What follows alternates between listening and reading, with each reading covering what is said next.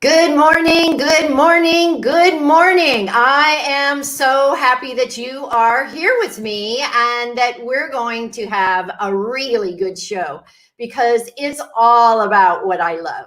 Because I work with dogs that are out on the streets, and for years I've been training them so that we could place them in homes, and we call them here Baja Blends in San Felipe. And they're just a certain kind of lovely temperament, but it's one of those animals that you cannot discipline with a harsh hand.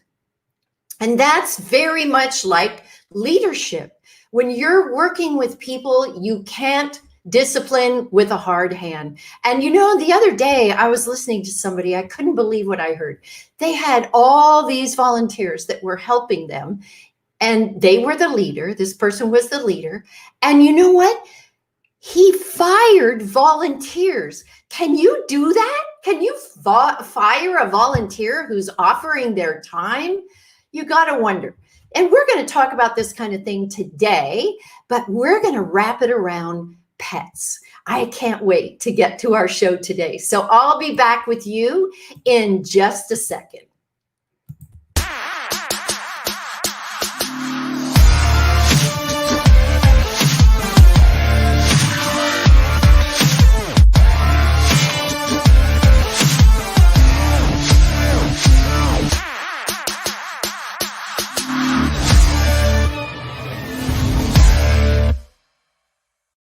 And welcome to the Heart-Based Business Show. I am Dr. Shirlene Reeves here as your host.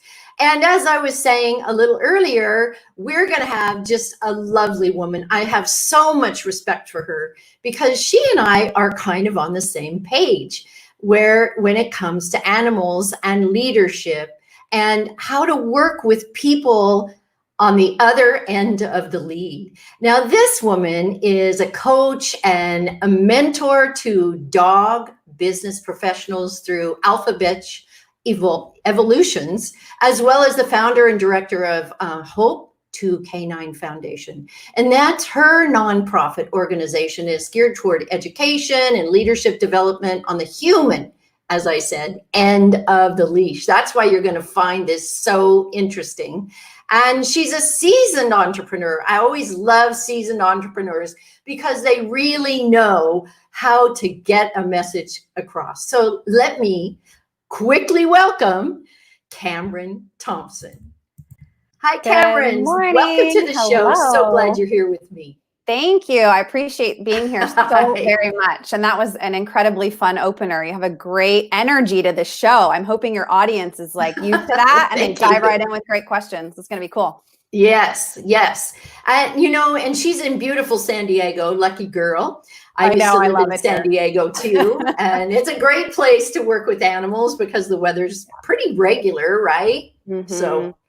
So talk to us about, I just shared that information about somebody firing volunteers. Who does that kind of thing? That's crazy. This is such an interesting way to start the conversation because I run both sides of the equation here. I can see the validity in the potential to need to have healthy boundaries within your leadership dynamic. And maybe there wasn't a good match situation there. Sometimes really good people are not great with each other. But on the flip side, it can represent a leadership deficit if the individual made that decision maybe reactively, or impulsively, and we can get into that a little bit more as we go along today, and didn't necessarily take the time to get an understanding of that volunteer's needs and how they communicate, how they learn, what would support them in being most impactful for the organization. So I think it can go both ways. I've seen it personally where I've maybe made harsh decisions and not worked with someone in a way that I could have or should have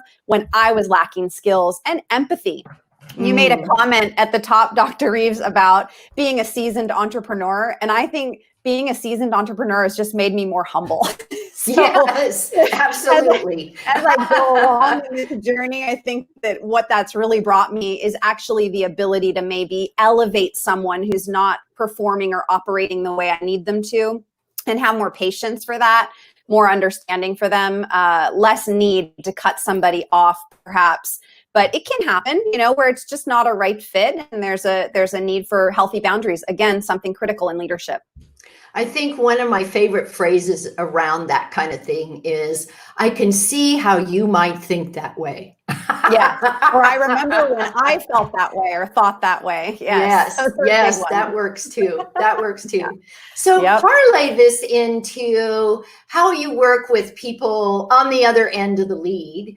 Because, I was thinking the other day as I took my dog down, she's amazing. I just take her down because I live on the beach, right? Yeah. So I just take her down, let her off the leash, and she runs all around. And when she's done, she comes home. She's kind of spoiled that way. And I always know she's going to come home, but I always walk her down on the leash. And if you're careful, and I learned this in dog show, you can feel what's happening with the dog, even with a slack lead. Exactly what's coming up the leash. So talk to us a little bit about that. Well, I think, you're hitting on a lot of different aspects that I could easily break down into big, juicy nuggets. And the first of which is that you've obviously established a relationship of trust and respect with this dog. And that is crucial in leadership. We have to earn the right to correct and give feedback that might be more of a slap than a hug at times. And that takes patience. It takes diligence. It takes knowing your stuff and not projecting it on people. And the same is true with dogs. We really need to understand that building a relationship of trust and respect with our dogs requires us to invest time and energy and be consistent. A leader should be steady and solid in their belief and vision and opinion of the direction that we're going, and gently lay that out with good expectations communicated, good boundaries communicated. So obviously, these are things that are probably more intuitive to you at this stage in the game. Maybe you had to learn them along the way in your own journey and process, right? Mm-hmm. But they're things that I often find I'm having to teach and cultivate in dog owners because they're stuck in a cycle of behavior from their dog that's reflected on their behavior as a leader. And they're not implementing with consciousness and awareness these principles of what works to build trust and respect. So that's the first thing that stands out to me is good on you for respecting the dog in front of you, really taking the time and investing the energy and building the relationship. What happens when you do that and you yourself are steady and you have done your inner work, you have that inner game kind of under control, is the dog also feels through the leash or just environmentally with you a sense of safety and stability. And they will choose to be with you when you have that balance, when you have those principles on lockdown, versus where we see behavioral fallout that drives a lot of dog owners crazy, nipping and running off and not coming when called, or being naughty and destructive. These are behaviors of a dog that doesn't have clarity about where to look for information, doesn't feel trust and respect in the relationship with the human. And it's just information. It's feedback. Honestly, if you are, the species that has the responsibility to respond, you can take that behavior as feedback to say, hey, my dog's got one or more of their basic needs not being met. And it's my job to figure out how to fulfill on that as the human in the equation. And then it's just a matter of tools and strategy that works to serve the animal. It's not as complicated, I think, as we often feel when we're in that emotional place of frustration or exhaustion with a new puppy that's not sleeping. Some of the common scenarios that I run into for sure. Yeah, the not sleeping thing, that's a biggie. Oh man, not sleeping makes us a very lesser version of ourselves. Exactly. I am very guilty of that one. So, I think that when you're a leader and you give someone something to do, or they raise their hand and go, yeah, I'll do that. Mm-hmm. I think that the worst thing we can do is micromanage. And nag. And I think the same thing goes with an animal. You have to give them a chance to do what it is that you've asked them to do before you start nagging on them. And I've seen so many people with dogs. No, don't do that. Don't do that. Don't do that 100 times. And I'm thinking, oh my gosh, I would turn that person off. I would not even listen to that person, right? Yeah. Yep. So, what do you do when you're trying to talk to people like that? Because I see it in business too, where they say, oh, okay, I'm going to do this. And then your person's micromanaging, checking on them. And it makes them feel, I think, like the dogs do, very inferior and like they can't do anything right. What are your Or thoughts on that? defensive. Yeah, I totally agree with you. And the funny thing about dogs is that they're closer to God, if you will, right? We're attracted to them generally because they're more natural, and we're often trying to get back to nature in so many ways, especially as our communication strategies have evolved, as we are so busy and so overstimulated. So we oftentimes will reach for that relationship based on our overall process, how we move through the world, the formulas we use to operate day to day. How we do one thing is how we do everything. And it's the same, as you say, with giving a direction or expecting someone to take action on something, but not clarifying how you want it done or giving them encouragement and feedback when they nail it. And dogs are also looking to us for feedback, and often much faster than we would innately or instinctively provide it.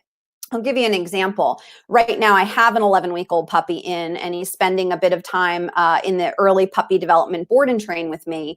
And I have an incredible relationship with this dog in a very short couple of days, where he's quite tuned in. He doesn't push back on me about different things, even when I'm asking him to do something difficult, because my natural instinct and skill at this stage in the game is to be pretty timely in my delivery of feedback, to encourage him and let him know when he's on the right track.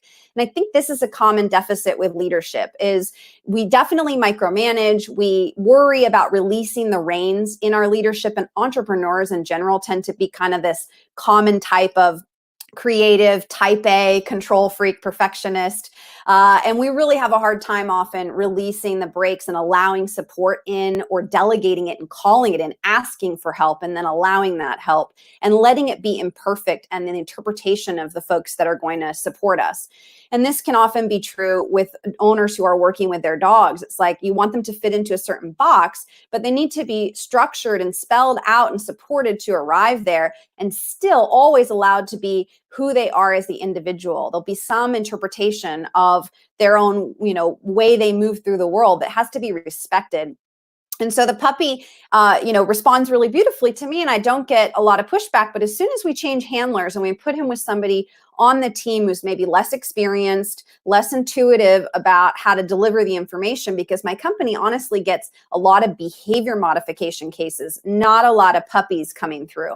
We're very well known for helping with anxiety, reactivity, aggression, pretty severe stuff, which is also why I've done a lot of work to create programs to help on the human end, because that's really the root of a lot of these behavior issues in the dog, is helping the human understand where they built anxiety in their dog, where they're getting tuned out by their dog with a lack of solid leadership, et cetera. So the puppy thing is more natural to me after all these years in training, but maybe one of my staff members with less experience starts to interact with him. He gets frustrated. He gets nippy. He gets restless. He won't just lay down and relax. And obviously there's a limit to the development and age and his ability and length of time he can do it. But it's pretty obvious, just that energetic shift of somebody with less clarity, less timely delivery of information, less intensity even in a consequence. And you see the behavior fall apart in the puppy and the frustration build in the handler.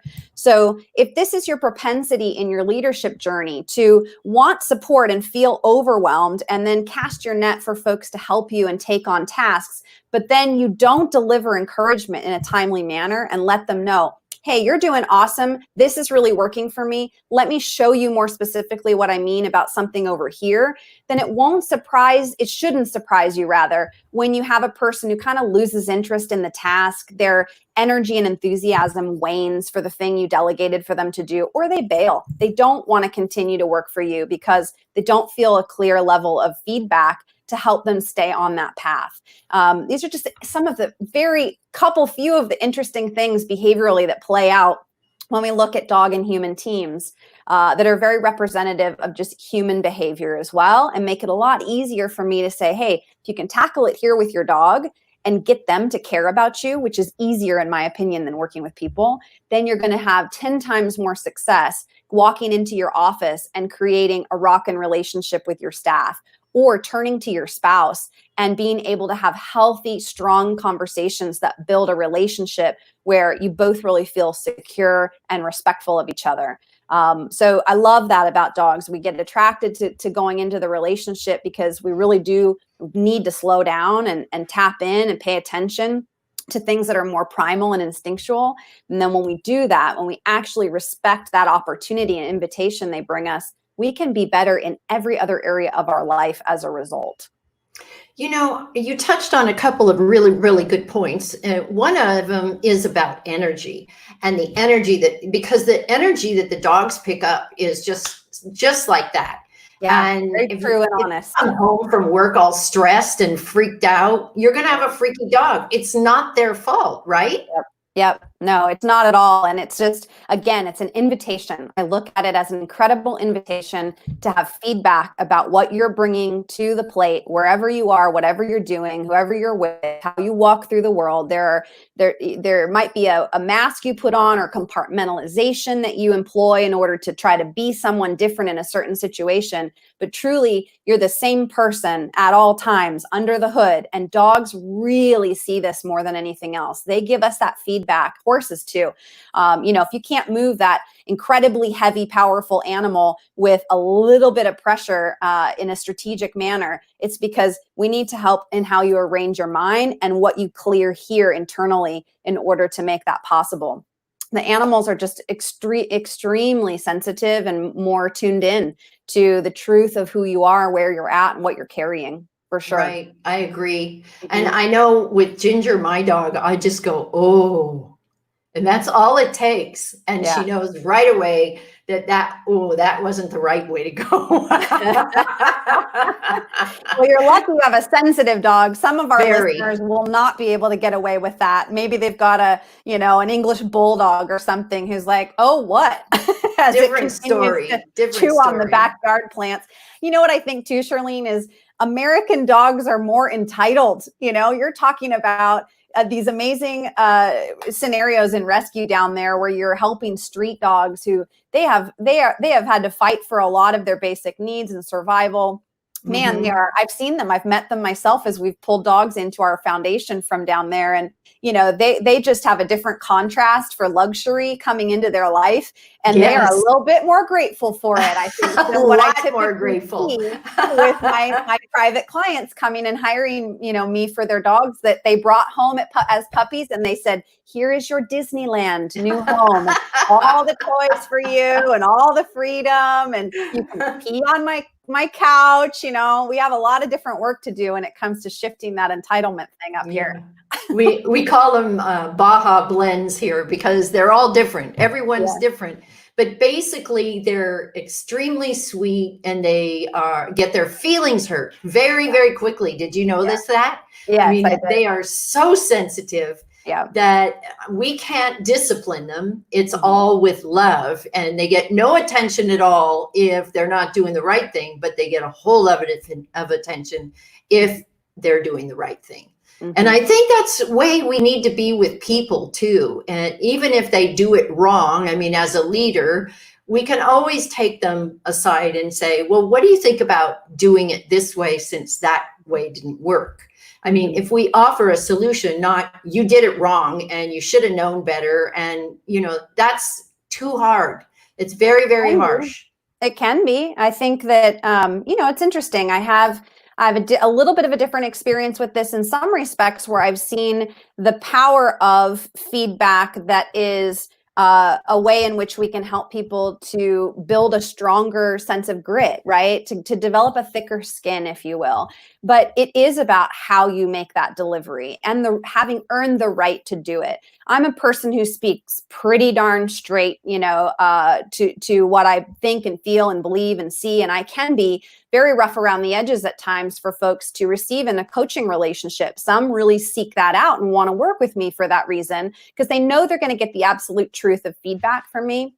But I still have to be careful to earn the right to say, that was not a real smart move that you made there. And you really should have known that based on past history results, right? Or, things along those lines. But what I have recognized over the years is that it is very true that if we're going to speak praise to somebody, we need to do it 10 times more than we give them a negative criticism or feedback that could really cut.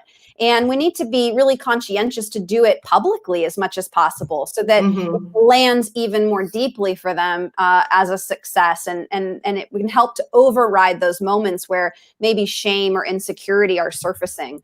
So I think there's power in confronting those feelings of insecurity and failure. Failure is a part of the human experience and of building success. So sometimes the feedback we might need to give that can be harsh is about, hey, that was a fail. And it's okay. You can get back up and do it again. But we do need to be careful that we have balance. And that's something I absolutely have had to develop and cultivate and was not amazing at in my leadership skills early on, which is partly why I teach it. Right? Because it's my experience of failure and tripping around in some of these things, maybe being too harsh, both in the training side and in the coaching side, and needing to find that balance and recognize what works better long-term to build people up, to build dogs up. So I do think you're onto something here. But, nature corrects. Corrections are a part of life and our experience of growing and learning contrast of right and wrong. And I do want to advocate that people not get the idea that consequences or corrections aren't important, because I do believe they are in both the dog training side of things and our own experience as humans, taking that feedback that, hey, you really hurt somebody's feelings, when you forgot that important day for them or, weren't conscious of what they were going through in that moment. That can be hard to hear, but important to receive. Absolutely. In the authors and speakers visibility playground in our mastermind, we've been talking about the different personality types. And some personality types, it's very easy to give correction. They don't get their feelings hurt. But then there's these other personality types that really get their feelings hurt. And I see it in the dogs too. Some of them are alpha and, nothing's going to bother them. You can discipline them however you want. And then others have been shrinking back. And like Ginger has laid in a dirt hole for 2 years before I even got her. And nobody could even put a collar or a leash on her. So she's come a long way, but it's all because I really spent the time to bring her into who she is right now with a lot of love. And that was it. Because and just respect who she is. Yes. That is what she needs. Yeah. Yes. That's huge. And I think they're all different, like you're talking about the American dogs that feel like they're supposed to live a life like this. What do you mean I can't get this when I want it? They have all these clothes and so many toys. They got a toy chest. It's ridiculous. Sometimes we're not always the most impressive or respectable culturally how we operate in that regard of abundance. Yes, exactly. Ginger thinks a bone is a really big deal. That's right. She has her crate out there and she thinks, wow, this is awesome. A bone. How awesome, Yes. But then there's other dogs that want to take over everything. And so I want to briefly touch on something. We have dogs around here that won't shut up. They keep barking. And I say, oh, that poor thing, because they don't take them out enough.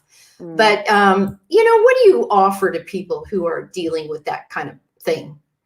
Yeah, well, I just to kind of wrap on what you were sharing about the different personality types and different dogs, which I think goes in hand with this question, honestly, is, when you don't respect the individual nature of the dog and then also the circumstance and environment they come from. And this is different than getting caught up in their story. I'm a big stand for not getting caught up in the rescue story, for example, or the story of I made all these mistakes when I was raising my dog, so now it has these deficits and limitations and I'm not sure if it understands or not. Don't do that. Be here now, pay attention to the dog in front of you and start from where you are. Because dogs are so much better at that than we are. And they're honestly just waiting for the clarity and information of where the heck are we going? You got to have the stronger opinion in this regard.